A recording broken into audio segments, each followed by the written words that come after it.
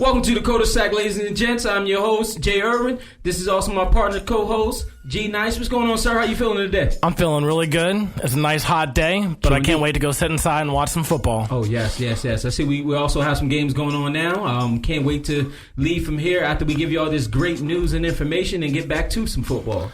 Oh, I'm leaving here to go fantasy draft, so it's going to be nothing but football for the next couple of days anyways. Oh, yeah, you got your hands tied. Yeah. Group of guys in the room trying to get these scores together, fighting over certain players. How you feel? I'm a little nervous. This is the first year I'm so far down in all these drafts. I'm not sure how to take it. Right. We'll make the best of it and always become a champion. True indeed. We got a lot of nice players, so y'all got a lot to choose from, man. Let's jump right in it. Let's talk about this preseason. How you feeling about the teams that's playing right now? Oh, I'm loving the games. We're into this last week of having the starters actually play. So it's nice to see what a team really looks like with all their starters in the game. Definitely. I watched a bunch of games this week. One of the games that definitely stood out to me is the Cowboys and Seahawks. Even though Romo went down, look, Romo is always on the ground, so it doesn't really matter how the situation works. His backup is mad nice, though, so It made me a little scary.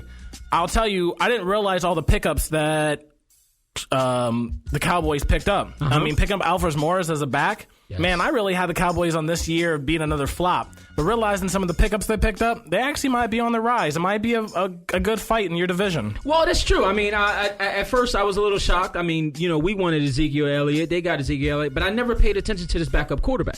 This backup quarterback, man, he's fast. He's tough. He's got a lot of energy. He's tall. He can stand in the pocket. He can throw. He has a lot of capabilities, and he is not shy to throw. He's going to throw to anybody, anywhere on the field. He's going to try to make a name for himself. So, Cowboys fan has something to look forward to because we know week 4 comes, Romo's going to be back on the ground. They're going to be needing a backup. Man, look, I would say, Romo, keep it tough. Let us keep knocking you down. You just get back up and keep trying and throwing them interceptions, man. We don't want to deal with the backup right now. Nah, not at all. Not at all. I got a hold of that Patriots and Panthers game, and I'm going to tell you, Cam Newton did not look good at all. Yes. He got his number 1 wide receiver back, and he goes overthrowing them. How do you overthrow a 6'6" man? Definitely. Couldn't get him the ball for nothing. I don't understand why, 2 interceptions in the first half, or first quarter. His backup looked better than he did. It was a really rough game for Cam Newton. Now, let me ask you, do you feel like this year might hurt him a little bit? I think, I'm going to say they might be a little bit of a bust this year. I don't think they're going to be able to go on a run like they went last year. They definitely have the weapons now. Ted Gwynn's definitely able to hold a ball for once, but the ball get in his hand, he can take off. But he has his number 1 wide receiver back, and he keeps overthrowing him, and that's going to make it a long season.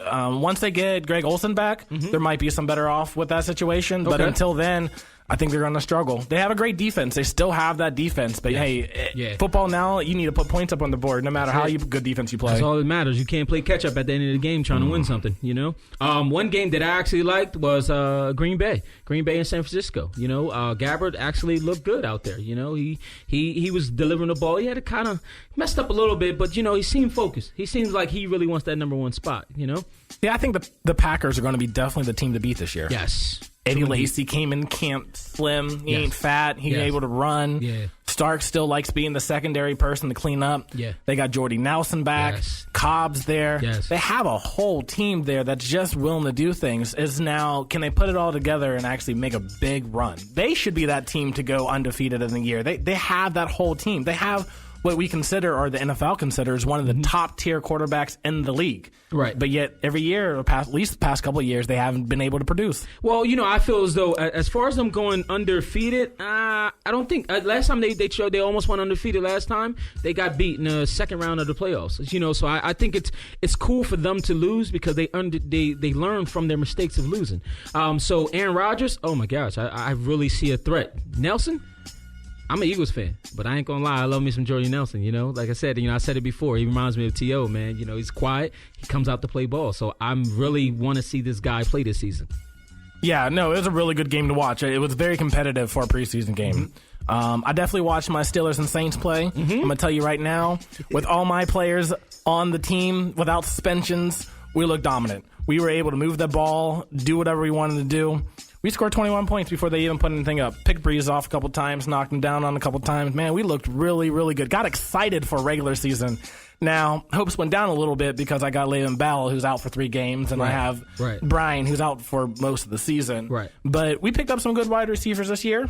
I think we could be able to hold it down. Ben's still wanting to sling the ball and play cowboy. I'm down with it. Also, so now let me tell me this, G-Nice. Is it just preseason? Is it just preseason? Because now we looking at them putting up points, and y'all known for putting up second, third quarter, not nothing in the first. So, I want to say y'all look good. I trusted y'all last season, and y'all failed me. You know what? I'm going to put it this way. We're in the toughest division in the NFL. True indeed. Every game we play in our division is a bang-bang game. Yes. We walking out of any game, even playing the Browns. I look at Browns game and sometimes look at it as like a wash. Like, why are we even playing them? Just give us the W and move on. Right. But every time we go in there and play, we losing 1 or 2 players. We resting players. People are getting dinged up. Right. So I feel like our division's the hardest hitting division out there. And even though when we putting up points, it's hard to keep all our players healthy by the end of the year. Okay. But when we go in any other division and play, I'm perfectly fine with it. I know we're going to beat them up. We might lose, but we walking away the next day with our full 11 still intact. Well, yeah, and we know in football the most important thing is winning in your division. So you conquer your division, guarantees you into the playoffs. So I'm going to ask this question then. In the league, then who's the best quarterback? Because I'm going to tell you, I think your quarterback picks, makes your team the best team in the league.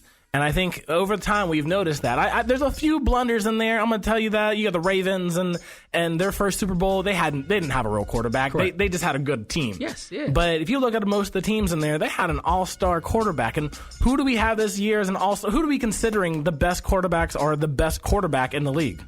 Well, right now, I mean, shout out to my Eagles fans, but don't even think about we have that quarterback. I just want to get that out the way now so nobody can take some shots on me on Twitter and Facebook. But I'm going to give it to Aaron Rodgers. I really respect Aaron Rodgers. Aaron Rodgers completed, 60.1% in his past last season, down 5.1% from 2014 and 6.4% from 2013. So as you see, this guy has continued to get better by the season, even without his key star players. Yeah, but see, look at Rodgers, though, from last year. He was 17th in the league in passing yards. Only 3,821 passing yards. That's behind Cam Newton. That's behind Russell Wilson. That's behind Phillip Rivers. Also in the touchdown range, he's 10th in touchdowns. That's behind Tom Brady, Blake Bortles, Eli, Cam. I mean, there's a lot of other quarterbacks putting up some big numbers to take their team. I'm a Rodgers fan. I think he has every attribute to be the best there is. But I don't know. I don't consider maybe he might not be the best quarterback in the league. Well, I mean, speaking of Tom Brady, one of the reasons why even last season alone, he leaded the league in the lowest interceptions. So his completions will be better at the end of the day because you got to get the ball from him. One of the hardest things is the best chance that you only got getting that ball from him is slapping it out before he gets to deliver. So I can understand that, but I just love the hunger. I'm a fan of the underdog. So Rodgers is that underdog to me. Everybody's going to say Tom Brady. Everybody's going to say Big Ben. I like that guy that's going to come out from under that you ain't even paying attention because as we remember, your team played that underdog and they wound up conquering y'all in the Super Bowl. Yes, that's a hurtful memory. Right, very hurtful memory. Right. I remember, taking off the jersey and throwing it over the ground and being upset about that. That is very true. You know what? That is true. Right. Unfortunately, that's his only trip that way. He didn't make it back out there. Right. We made it out there a couple times before he has. So he might have been good one time, but he only been Super Bowl quality once. In that aspect? Yes. In the league currently, and I hate saying this because, we always pick on greatness. And, right now, Tom Brady is still the best quarterback in the league. Peyton Manning out. Even though he had a rough season last year, I wouldn't give it Tom Brady the best last year, but this year, Tom Brady is definitely the best in the league. Now, he didn't lead the categories and everything, but he was up there in the top 5. Correct. I feel like a lot of these elite quarterbacks have kind of fallen off. A lot of new quarterbacks are coming into the league. We're talking about Russell Wilson, who's playing a phenomenal the past couple of years. Blake Bortles last year was definitely a dominant quarterback with the weapons he had. True. Yes, he had 18 interceptions for the year, but he also had 35 touchdowns. He also brought teams, made it a close game all the time. But I mean, some of the people that we consider to be top tier quarterbacks, like Eli Manning or Phillip Rivers, I feel like they show up for a couple quarters, but I can't count them to do anything. That same thing with the quarterback from the Cowboys. Romo. Oh, Sorry, yeah. I'm apologizing. It's fine. Apologize. I dislike Romo that much that I put his name out of my head. Of course, this is the guy that you can forget about. It's fine. I just feel like they're nothing but flops. They show up. They put stats on the board when the stats come, but they don't show up in the real game time. Yeah. I mean, listen. You can call him Mr. Fumble. That's your guy. You know what I mean? He's Mr. Fumble. So if you can't get the name right, we fully understand. I apologize to Cowboys fans out there, but we do not like I'm not Romo. even an Eagles fan, and I dislike the Cowboys that much. I'm a Steelers fan, and they beat us 2 years in the Super Bowl. Right. I'll never forget it. I still have my P on Dion shirt. Right. I can't deal with them anymore. Sorry. Right. I mean, so as you know, as speaking on the quarterbacks, you know, to get a little understanding about this, looking at the quarterbacks of this season, I feel as though if the Steelers cannot knock out New England Patriots, I would say Tom Brady and Aaron Rodgers will be in the Super Bowl. That's my pick. You know what? I like your pick, but I'm not going to go with it. Typical. You know what? I'm gonna pick some people out of the random because I think the potential is there. Okay. So I'm gonna have to go Arizona. So I'm thinking Carson Palmer is going to light up this year. He's Really? getting old, but he got back his weapons. He got back his defense.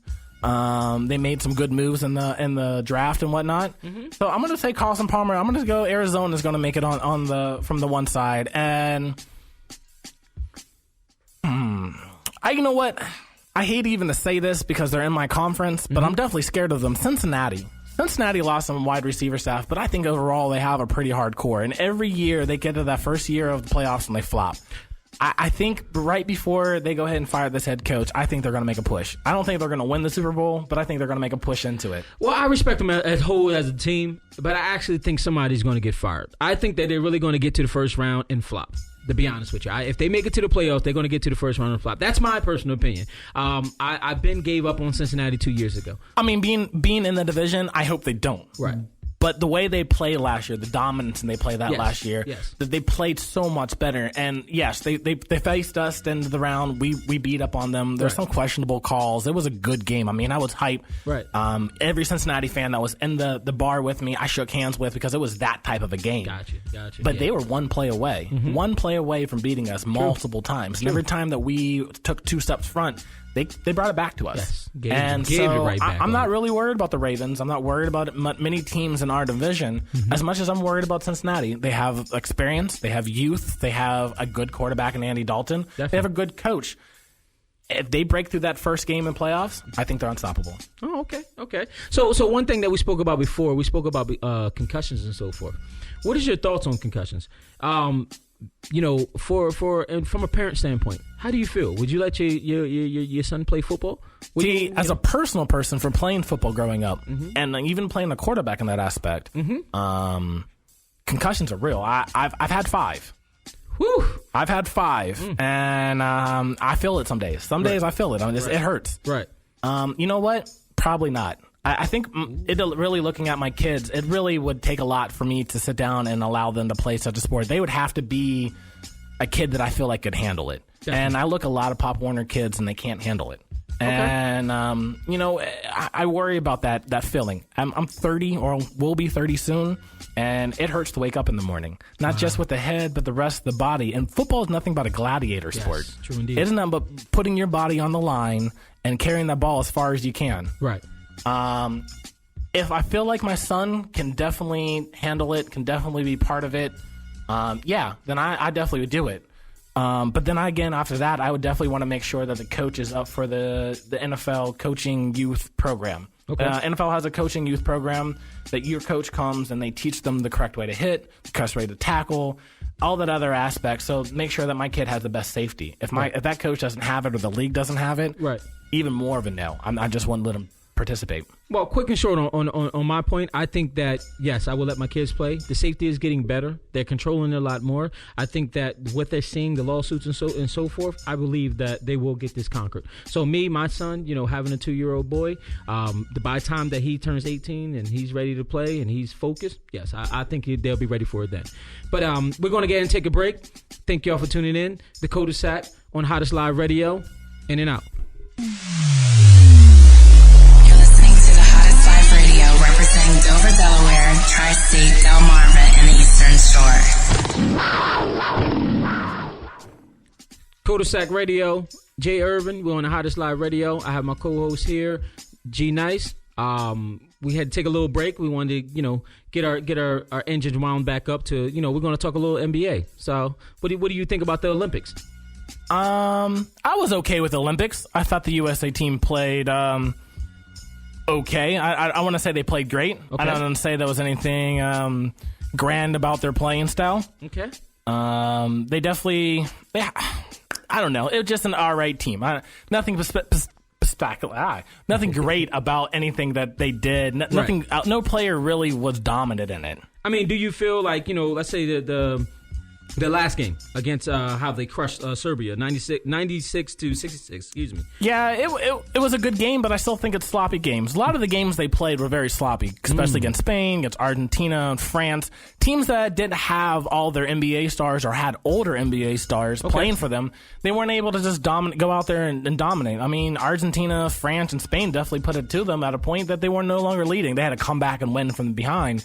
That's not USA basketball. We're the best NBA players out there. Right. These other countries have a couple good players. We're talking about our team is nothing but the all-star team. Right. Now do you feel that they did not gel well or they just wasn't in it or like they didn't have enough hungry players. Okay. I mean, look at I like Durant, I like Carmelo, I like Irvin, I like all those players that are playing there. They're good on their respective teams, but they ain't hungry. They ain't out there to crush anybody. I mean, Durant came around and played a little bit. There was a couple games where Klay Thompson shot the lights out of the gym to get them back in it. Right. But there was no one person that was coming in to dominate, take over, and telling them that they ain't scoring anymore. Ooh.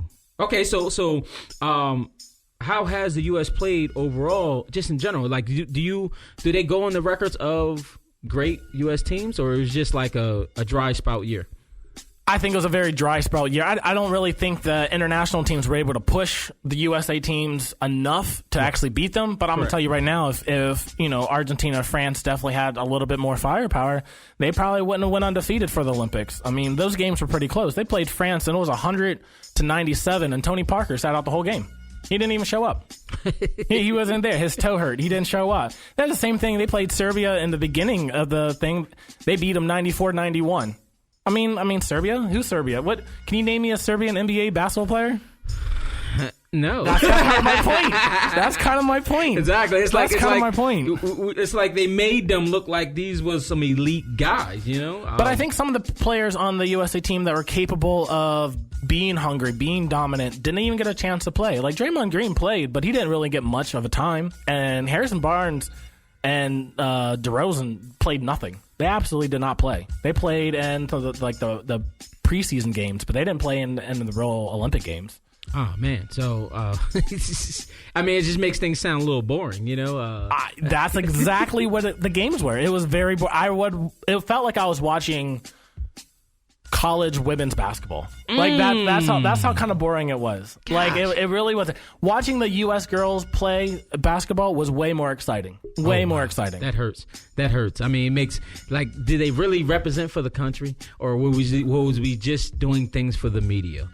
I think, you know what? I don't know if they understood what it really meant to put the flag on their back because they're so used to being dominant in their own sport. I mean, it's not like you really overall have to compete in basketball in other countries because we're that good. I mean, every country wants to come to us to play. Mm-hmm. I think they didn't have anybody on the team thinking this is like United States against the world. They were just kind of like, this is pick a basketball. Ah, gotcha. So as G Nice said that, the Olympics was basically horrible in his eyes. And let's move on. So what do you feel? What do you feel about Durant's move to Golden State and Dwayne Wade move to the Bulls? I like Dwayne Wade's move to the Bulls. I'm all for that come home story. I'm all for that, bringing one home for the country, for the land, or however you want to put it. Okay. I like that aspect. Right. He's still a dominant player. Mm-hmm. He's still going to put points up on the board. Mm-hmm. He now just gets to do it in front of home.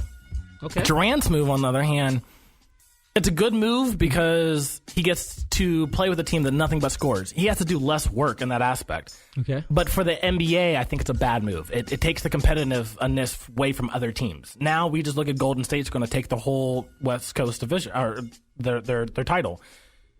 But we miss on the aspect of having teams battle it out. I guess I'm still such a 90s boy. I can't really think anything of it. Right. When the Bulls still were making the runs, they still had to go through the Knicks. They still had to go through the Pacers. True. They still had to go for these other teams. True indeed. And it was a battle. Everybody had a great player. Mm-hmm. We're now looking at Golden State with 5 starting great players, 5 starting NBA All-Star players. Mm-hmm. Might as well just give them an NBA All-Star team. It's just I don't know. I don't really like that part of the move. But come on, G Nice, let me know.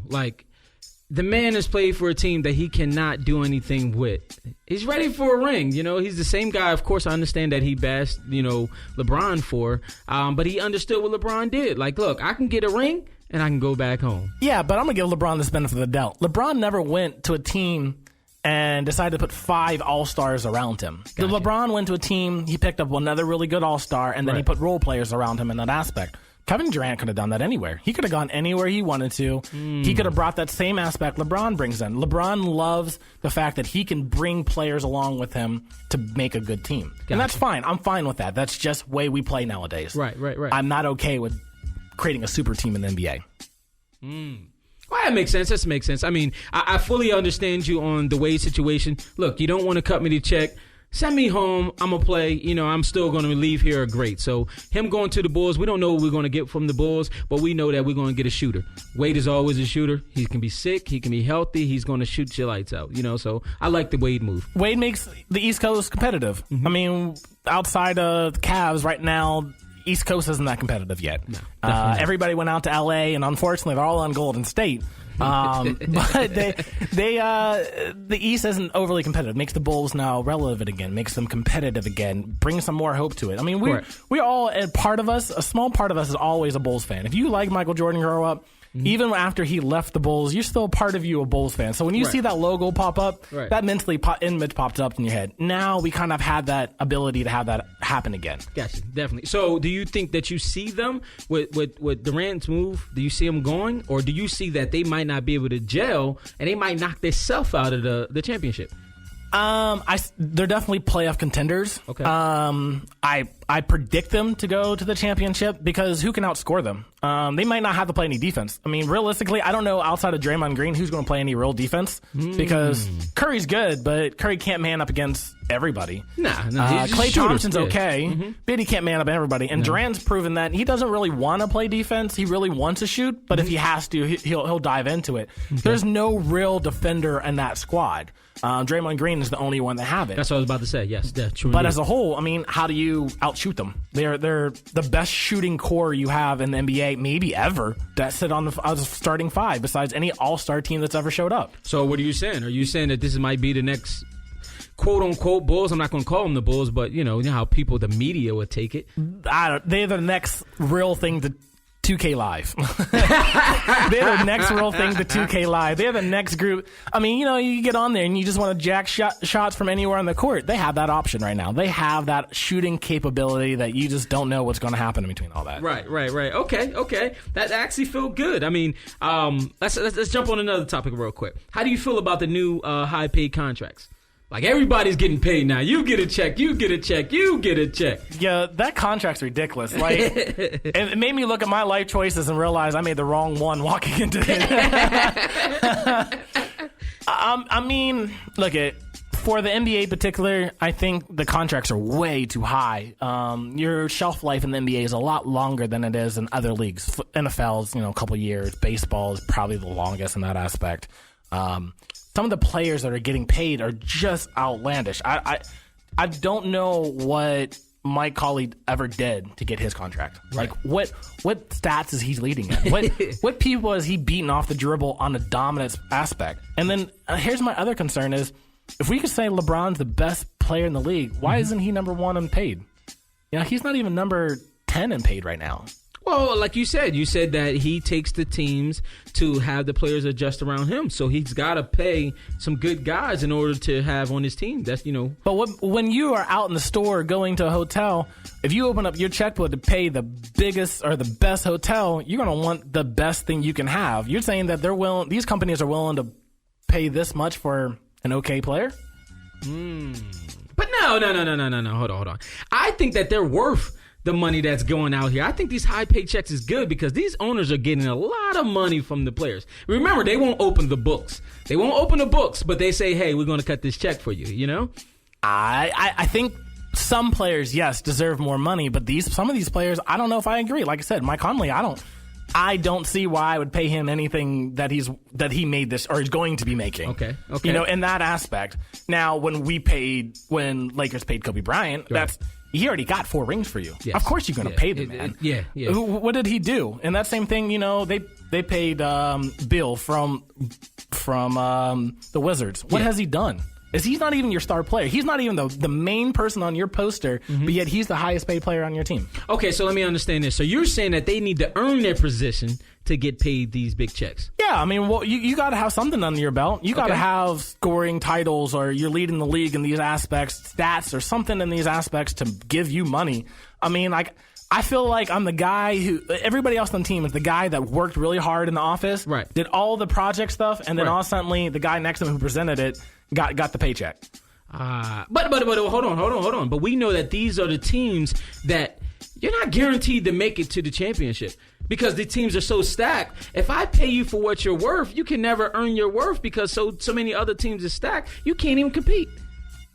What do you say about that? Look at they need to compete. I mean, that's why you're in the NBA. Okay. Aren't you lucky to be in the NBA? Period. I mean, how many people try out to be in the NBA every year, and how many people actually make it? No, I'm not saying that you can't make money. I'm all for it. I'm all for paying for the right people. Right. But I feel like the people they pay this year aren't the right people. Now, do you feel the NFL should get paid more? Because now NBA is paying out great. Baseball is paying out great. You taught me last time that the soccer is paying out great. So is the most viewed sport, should they kick out more money? Yes, of course. Okay. These guys are gladiators. I said that in the previous thing. They put their bodies on the line, and they're averaging 3 to 5 years in their field. Definitely. 3 to 5 years max. Definitely. You have quarterbacks. Yes, they last a little longer. I get it on that aspect. But, I mean, these linebackers, these running backs, they are not making it.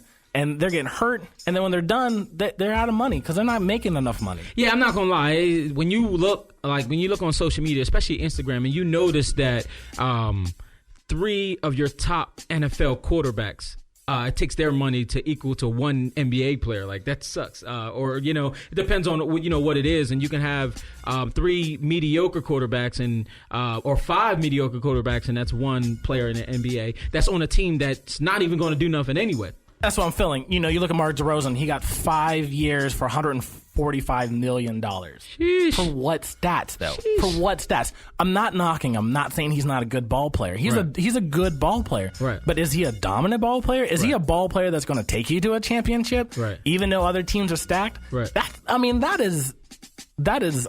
a new city money. I mean, that is I'm taking care of your grandkids times 5 money. Right. And you're saying this guy is that good? That's when I put a value on somebody. Right. It's the capability that they're going to be able to bring to my team. And 145 for 5 years, you're taking me to the moon and back. 145 million. I mean, they gotta have situations. These guys that can't shoot, Jay Irvin, man, I'm good with a free throw shot, man. I'll shoot your free throws for you. All you gotta do is give me a little 20,000 per shot, and we good. So with that said, we're gonna take another break. We thank y'all for listening. The Culdesac, hottest live radio, in and out. Representing Dover, Delaware, Tri-State, Delmarva, and the Eastern Shore. Yeah. Oh. It's about to get good. We good. Culdesac. Matter of fact, Jay Irving. G Nice. 1, 1, 1, 1, 1, 1, 2, 2, 2, 2, 2, 3, 3, 3, 3, 3, 4, 4, 4, 4, 4. Top 5. Top 5. Culdesac, the hottest live radio. G-Nice. We want to go into this top 5. I want to see, how do you feel about the top 5 teams of this season? I understand we're in the preseason, but I want to see you go in, man. I want to see, what is your top 5? I got a little, but, you know, I ain't really going to get into details. You're the debater. I want to see, how do you feel about your top 5 teams? All right. So my top 5 of the league going into the season are definitely Green Bay, Seattle, I like Green Bay, New England, Arizona, and Kansas City. Okay. I respectfully think all 5 of those teams respectfully could win their division championship and could be in the playoffs or be in the Super Bowl. Okay, well, you know, I agree with 2 of them. I have, on my top 5, I have Green Bay. I also have Arizona. But I'm also going to go with my underdogs. I think that we're going to shake them up. Defense is going to win. The Eagles are also going to come out of this as a sleeper. The Patriots. I think the Patriots still going to do it after 4 games. I think they're still going to outcome on whatever happens with these first 4 games. And I also like your Steelers. I think your Steelers are really going to show and prove this year. Now, I was going to harass you about your Eagles, but since you add my Steelers in there, we're good to go. We're good to go. You like that strategy? I saw that. It worked out really well. I look at New England comes 2-2 with Tom Brady being out. Yes. I don't have a problem with it. Okay. They have a good division. I think their division put in some really good offensive players. You know, Miami definitely looks offensive ready. Buffalo looks offensive ready. Mm-hmm. But I don't know if their defense are ready, and I think that's still a time and process for them. You know, to be able to kick New England out of being the top dog. So I think it's still going to take a couple years in that aspect. Okay. Green Bay got all their players back. No injuries as of right now. Yes. And I think Aaron Rodgers finally has a point to prove. I think we looked at Aaron Rodgers coming in the league period, and we were like, he's going to be the next greatest quarterback out there. Yes. And even though he's shown some amazing glimpses of him doing so, I don't know if he's really fulfilled that status. Right. So I think now this is his year to prove that he is the next greatest quarterback to come in there. Yes. Yeah. I actually feel that. I mean, even when we talk about the Patriots, you mentioned the Bills. The Bills. I want to say that, hey, the brothers are there. It's going to look good. But Tyrod Taylor still haven't impressed me yet. I looked at the preseason. I see him still struggling. So I don't really know what am I going to get out of that. So, and, you know, defense. You know, the Ryan brother looked good on the Saints and failed. You know, he looked good on Dallas and failed. So it starts off looking good and then he fails. So I really think that the Patriots are going to outcome in that division and really conquer. You know. Yeah, like I said, unless something happens dramatically to New England, somebody gets hurt, right? You know, in that aspect, I don't see anybody topping them in their division, and I think that's why they're going to be for at least the next 2 years going to go the way. There's not a defensive team in their division that's going to be able to knock them out. Definitely. But see, I feel that way about Arizona in the other aspect. I think their defense is so strong, and the fact that everybody else in their division, they're not going to have too many people to compete because they can put up offensive numbers, but they also can shut you down. Yes, yeah, and you can the Honey Badger back there playing free safety. You got people coming back and playing well. I think with their offense being hurt last year, they weren't able to compete. Their defense was able to compete, but the offense weren't. I think now with the pickups and the things they've done offensively, they're able to just run the show. So I think if they lose their division, it's only because they lost it on their own. Yeah. I feel that. I think the Cardinals will, but it's just I have that reflection of last year, and at the end. They look great at the end. Even with me sports betting and so forth, man, I was betting on them. I lost some tickets trying to believe in them, you know. But you know what? I'm going to put Seattle up in there. Reason why I think they're a sleeper. Really? I think they are a sleeper because I think we underestimate with everything they lost. Marshall Lynch was a huge part of that team.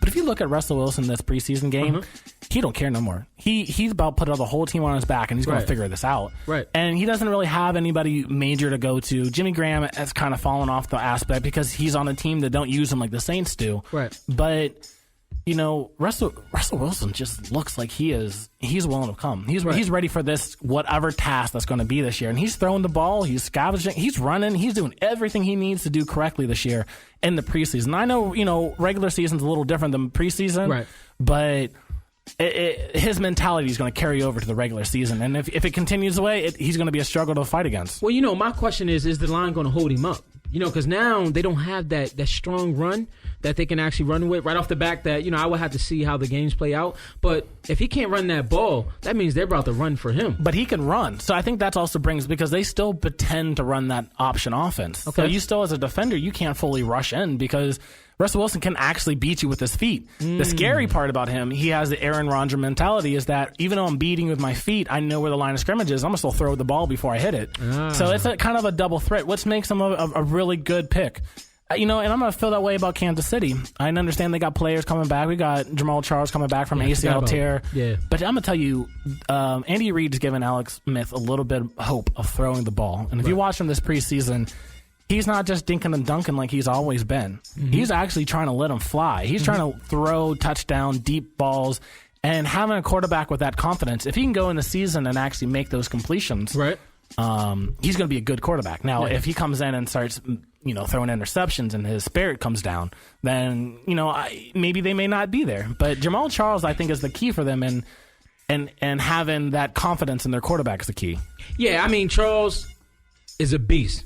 So, I didn't put them in my top 5, but, can they make something happen? Yes, but I am a little nervous. Off the respect of Andy Reid, I think they will. But quarterback, I don't know. It's been proven. It's just a proven fact that you're trying to turn a guy that's But who in their division is going to compete against? I mean, Oakland, San Diego, Denver. Like who in their little area is going to be able? Do you think that's going to be able to knock them off their stop? Oakland. I would say Oakland. That's the only person I would say that's going to compete with them is Oakland. San Diego, or give it up. But see, my problem with Oakland is a good offensive team now. They picked up great players to be offensive, but losing players on defense, right? They may not be able to keep up in that aspect. So we're going to say that's going to be a gun battle the whole entire time because I think Kansas City has a great defense. Yeah, but I mean, you can throw the ball all day, but what happens when they start getting picked off? Who's picking them off for Oakland?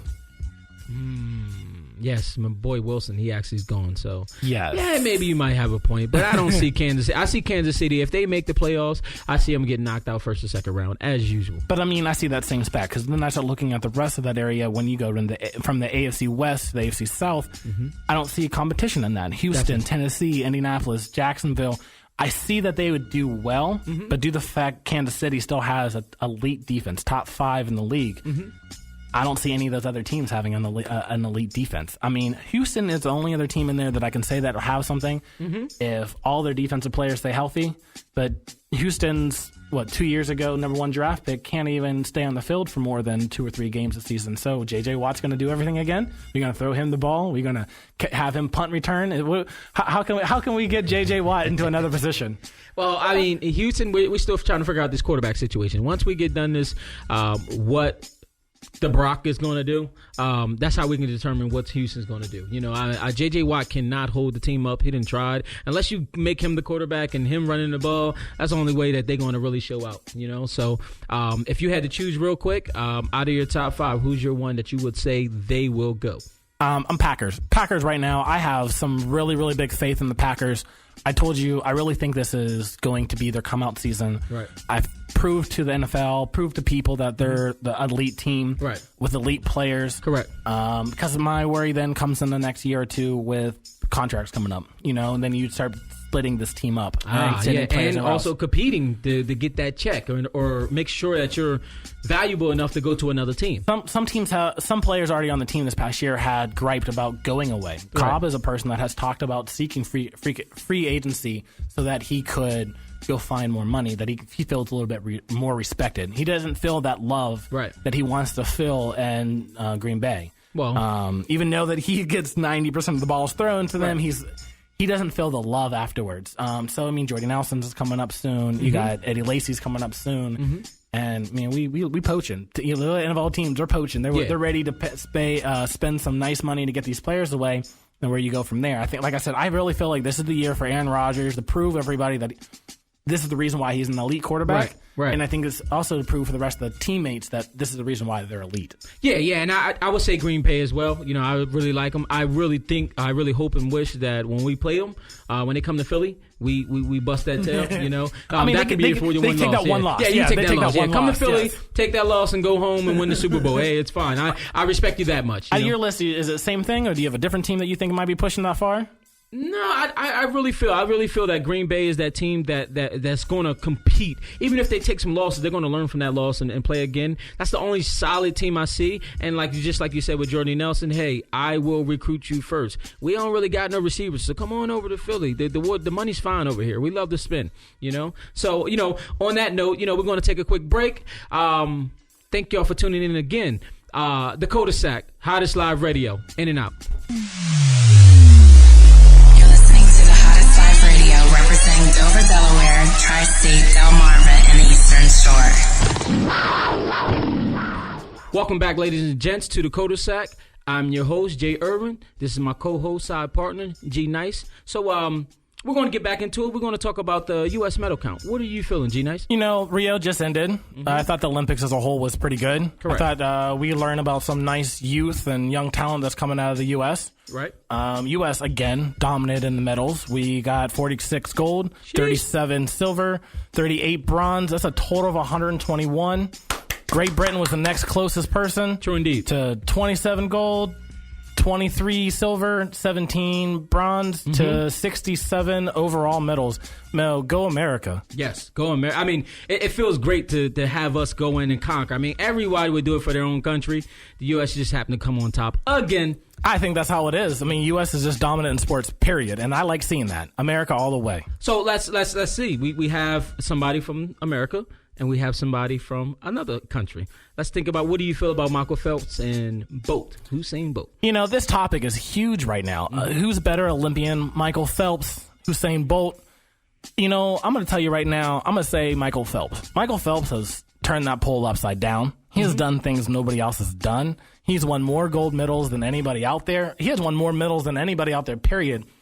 And he competes in so many events. Not until this year that he limited himself to only 4 or 5 events. Before, he was doing 7. Usain Bolt, on the other hand, he only competes in a couple events. But you know, like, I just love the heart and the hunger of Mr. Cheetah. You know, Usain Bolt, he's strong, he's tough, and he's fast. Like, you know, the swimming, you know, I want to learn how to swim. I'm not a big swimmer. I'll admit that. But, you know, to have somebody run, like, you know, the speed of a car or your road runner, animal, I like Usain Bolt. I don't know, because I compare Hussein against other Olympians, other track and field Olympians. And I think that there's some other out there might be better than him just because the range that they were able to do it. They were able to run. They were able to sprint. They were able to jump. I mean, how do you say Usain Bolt's better than Carl Lewis or Jesse Owens or, you know, any of those people in that aspect? Michael Johnson, who ran these, I mean, they made outstanding waves. Usain Bolt holds records in a couple of his runs, but he only does 3 events. 3 events. But he dominates in all 3. Yeah. But you got Michael Phelps dominating in all 7 when he participates. I mean, come on now. It's just, I mean, you know. Name me another athlete, and I know the pole aspect isn't a very big range. It's not something everybody talks about, but name me another athlete in the pole that has done anything close to what Michael Phelps has done. No, Michael Phelps will get that. I mean, he do. But then when that, you look at that aspect, name me another track runner that hasn't even came close to Usain Bolt. We can name some track runners, can't we?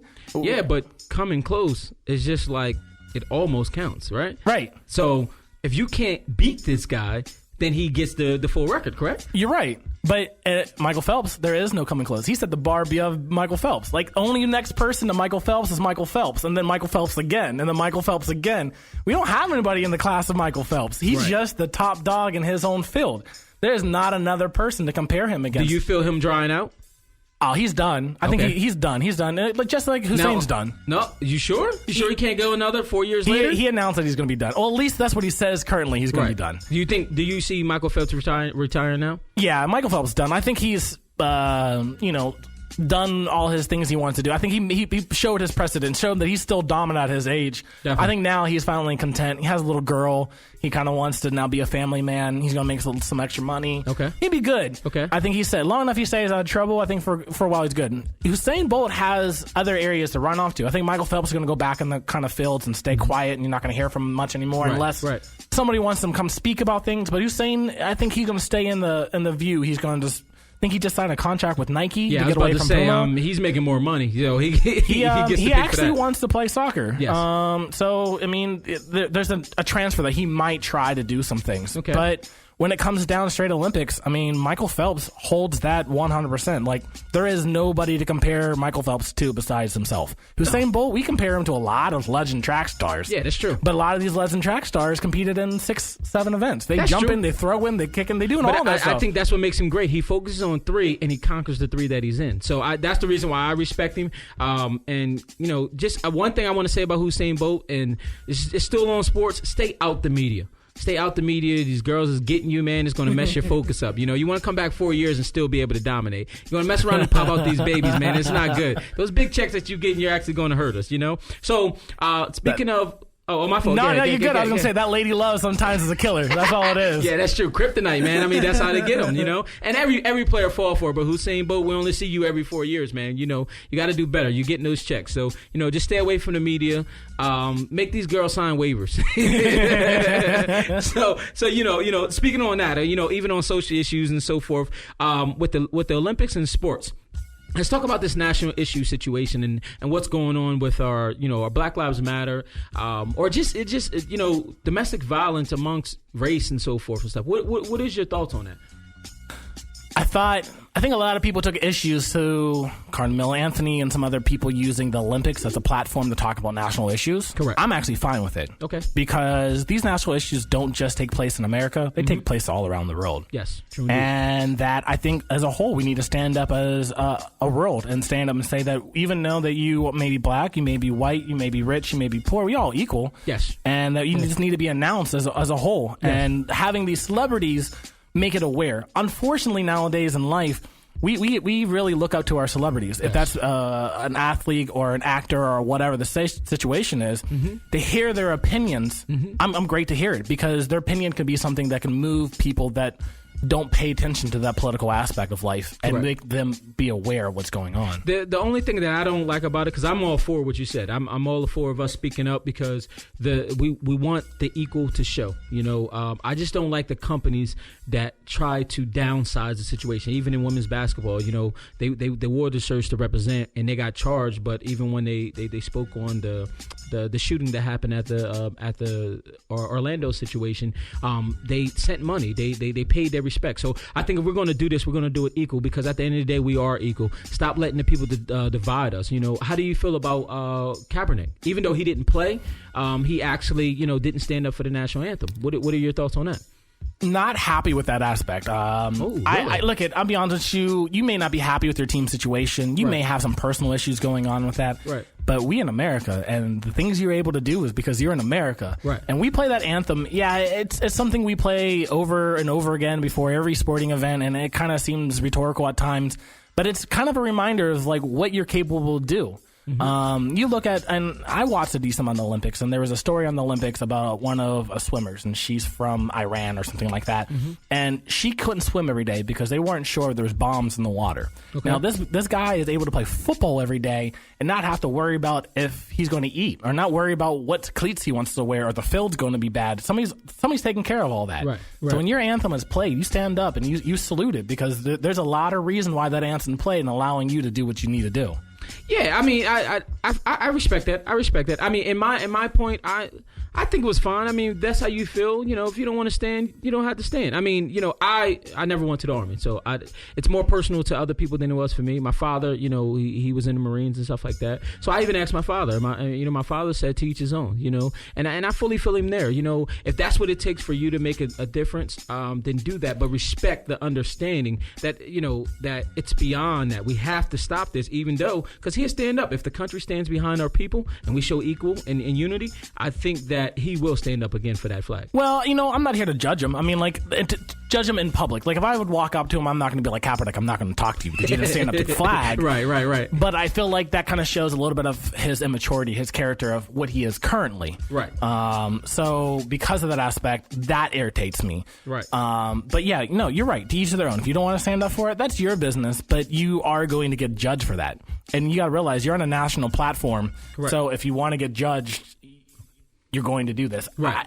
One of the cool things is I watch Hard Knocks on HBO, and right now it's the Rams. Mm-hmm. And one of the things Fisher said is that this is respect for what we do. Definitely. And that's the reason why we all stand. We're not coaches, ball boys, any of them. We all stand for this because this flag symbolizes what we can do, right. Our possibilities. Right. And I guess I stand by that same mentality. Okay. So you're saying there's other ways to tackle it? Yeah. If you don't like what's going on, then, I don't know, hold out on the contract. Don't play. I don't know. Not standing for a national anthem, I don't think was the best idea. You might need a PR person in your life then to figure out which ways you can do to make a stand. Well, I mean, as much as they paid, no disrespect to him on that, but as much as they paid, they don't have the PRs to tell them what to do. So I think that they should communicate more with each other to come to a better understanding of what's best. Because not standing for a flag is not going to stop them to say, hey, we're going to stop shooting these people out here. We're going to stop not caring about